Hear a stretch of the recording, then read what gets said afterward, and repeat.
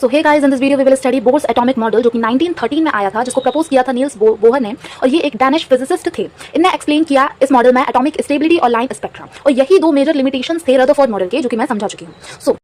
तो आइए देखते हैं बोर्स एटॉमिक मॉडल क्या कहता है। तो पहला पॉइंट ये है कि electron revolves in fixed circular orbits, और इन्हीं फिक्स्ड सर्कुलर ऑर्बिट्स को हम एनर्जी लेवल या शेल्स कहते हैं। बेसिकली ये पॉइंट ये कहना चाहता है कि एक अगर पर्टिकुलर ऑर्बिट है, मान लो ये, ठीक है, ये मान लो एक पहली ऑर्बिट है और ये पर्टिकुलर ऑर्बिट है, और इस ऑर्बिट का एक पर्टिकुलर एनर्जी होगा, ठीक है, इसका एक अलग एनर्जी होगा, फिर सेकंड का अलग होगा, थर्ड का अलग होगा, ठीक है। तो हर ऑर्बिट के पास अपनी एक अलग एनर्जी होती है। इसी को हम फिक्स्ड सर्कुलर ऑर्बिट्स कहते हैं, या इसको हम क्वांटाइज्ड एनर्जी लेवल कहते हैं। क्वांटाइज्ड मतलब भी फिक्स्ड होता है, ओके। और इन्हीं एनर्जी लेवल्स को हम KLMN से डिनोट करते हैं, या 1 2 3 4 भी बोलते हैं। जैसे कि पहली ऑर्बिट है तो K, दूसरी है तो L, और तीसरी यहाँ बन नहीं रही थी, तीसरी यहाँ पे लिखी हुई है M, ठीक है।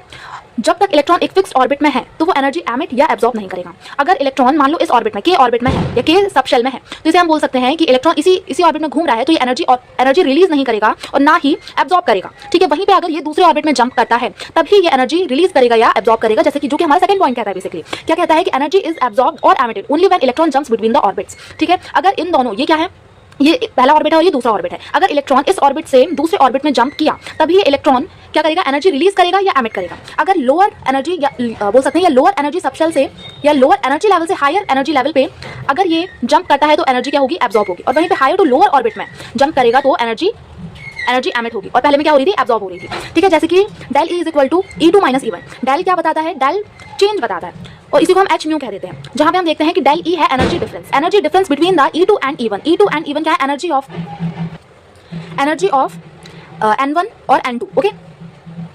और H क्या है, यहाँ पे प्लैंक्स कांस्टेंट है, और यहाँ पे न्यू है फ्रीक्वेंसी ऑफ एमिटेड या एब्जॉर्ब रेडिएशन की फ्रीक्वेंसी बता रहा है। अब तीसरा पॉइंट हमारा ये कहता है कि इलेक्ट्रॉन सिर्फ ऐसे ऑर्बिट में रोटेट कर सकते हैं जहां का एंगुलर मोमेंट जो रहता है वो फिक्स्ड वैल्यूज का होता है। जैसे कि एनर्जीज फिक्स्ड होती हैं फॉर पर्टिकुलर ऑर्बिट्स, वैसे ही एंगुलर मोमेंटम भी फिक्स्ड होता है फॉर पर्टिकुलर ऑर्बिट्स, ठीक है। इसका फॉर्मूला होता है mvr is equal to nh/2π, जहां पे m है mass of the electron, v है वेलोसिटी, r है radius of the orbit, and n है, ये n बेसिकली बताता है ऑर्बिट नंबर जो कि होता है 1 2 3 4, और h यहाँ पे प्लैंक्स कांस्टेंट।